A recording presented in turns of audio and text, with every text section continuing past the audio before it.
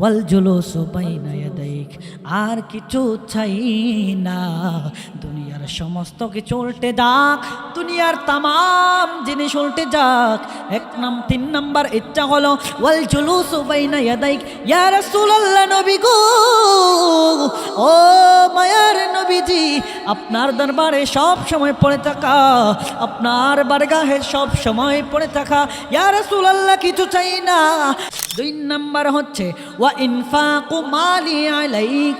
2 number ইচ্ছা হলো রে বাবা, ওয়া ইনফাকু মালি আলাইক, আমার যত সম্পত্তি রয়েছে, আমার যত সম্পদ রয়েছে, সব কিছু আমি নবীর জন্য কোরবান করে দিতে চাই।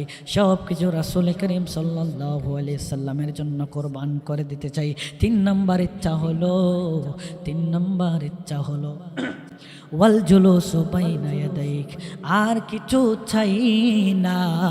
দুনিয়ার সমস্ত কিছু উল্টে যাক, দুনিয়ার তামাম জিনিস উল্টে যাক, 3 নাম্বার ইচ্ছা হলো ওয়াল জুলুসু বাইনা ইয়াদাইক। ইয়া রাসূলুল্লাহ, নবী গো, ও মায়ার নবীজি, আপনার দরবারে সব সময় পড়ে থাকা, আপনার বারগাহে সব সময় পড়ে থাকা।